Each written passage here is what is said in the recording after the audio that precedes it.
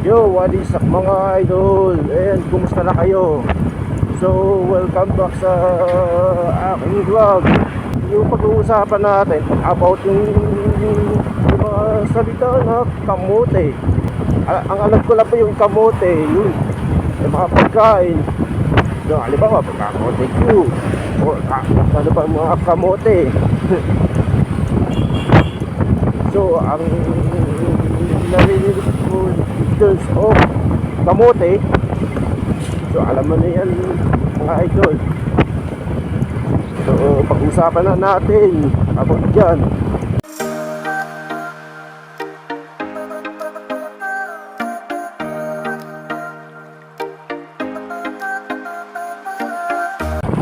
Well, ang kamote, yung makaabot ng reckless driving or mabilis papatakbo o overspeeding. Hindi na yung mabilis na takbo. So sa sobrang bilis ng takbo mga idol, sa salita ng kamote, yun, magiging kaskasero sa daan, yun, o hindi maingat sa pagmamaneho. Yun ang salita ng kamote.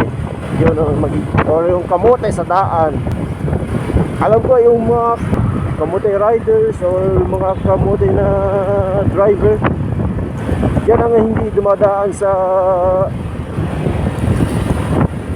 mga driving schools, theoretical or practical driving course, dahil hindi siya makakuha ng yung mga driver's license or yung mga ganun-ganun.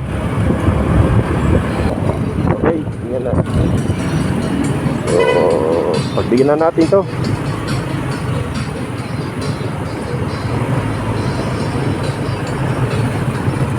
Pag may tumatawid ng sasakyan, ay huwag na tayo basta-basta tatawid.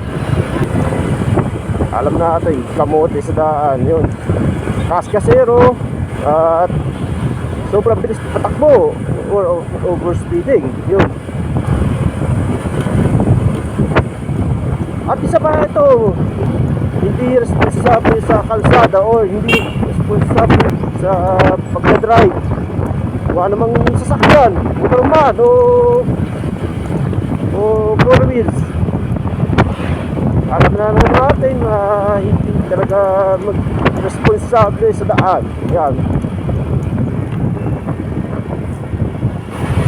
At huwag tayo basta-basta na nagmamadali sa daan. Yun. Sa akin naman hindi naman ako ganun-ganun na basta maging kamote rider. Dapat responsable naman tayo sa daan. Yun. So iisipin na natin na maging ligtas sa ating daan. At mga makakarating sa ating kinaroroonan.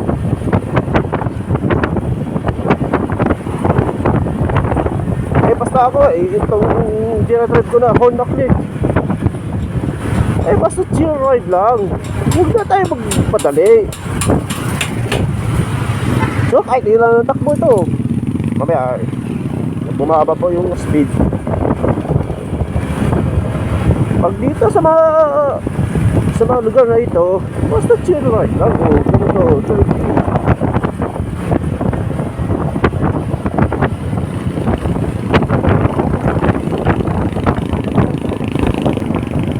Ito, mabagal lang ito, tricycle lang yan.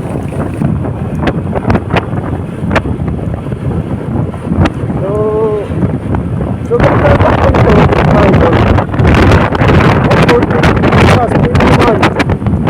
Basta hindi isosobra, mga idol. Huwag na magwawa ng trend, grabe naman.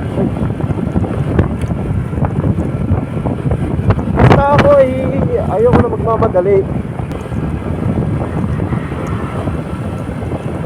So, hinay-hinay tayo sa pagtakbo ng mga sasakyan o kahit ng motor. Yun.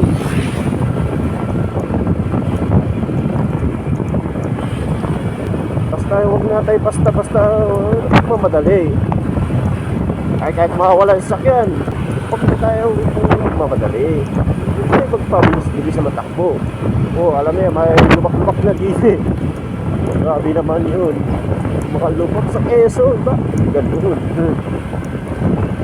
Sana maayos na. Ito ang daanan. Tulad ng paglaw. Ang dami mga lubak. Grabe naman.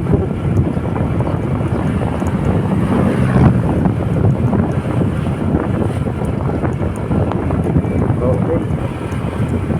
Yan na. Basta tignan na natin ang mga sasakyan na may limited ba o wala. So mga ganyang bagay yan mga idol. At basta chill right lang.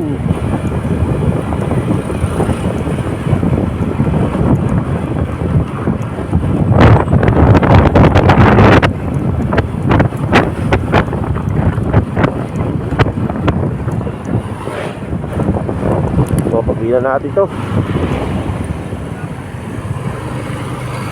Ayan.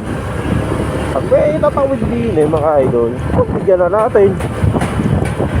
At hindi tayo basta-basta lumusot.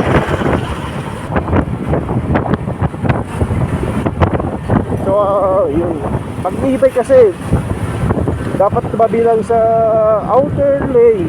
Dito sa banda. Dito yung sa banda mga idol. Outer lane po ang mga e-bike. Kahit ba sa tricycle, sa outer lane po, or sa bike lane po ang mga bisikleta. Dapat tatandaan na natin, huwag tayo maging kamote sa daan.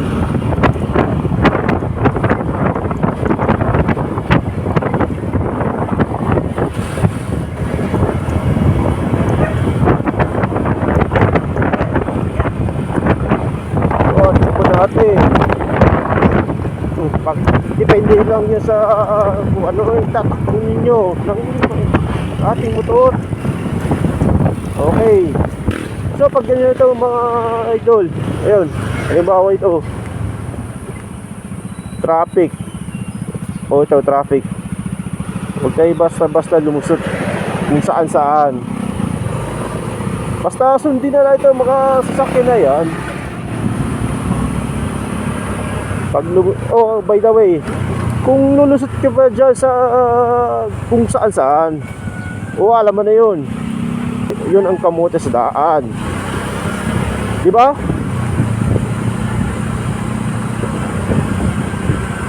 So sa mga ganyang daan ito, maging maingat lang tayo. Yun. So huwag tayo basta-basta mag-overtake. Alam na natin makakasalubong sa kaliwang banda. Dapat sumunod na lang tayo sa mga sasakyan na yan. So ganito mong kasimple mga idol.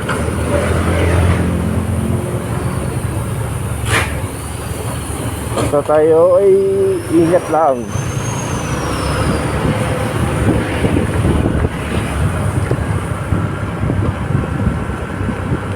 At ay ginagawa pa yung mga idol yung sa banda diyan. Dapat tanda lang tayo.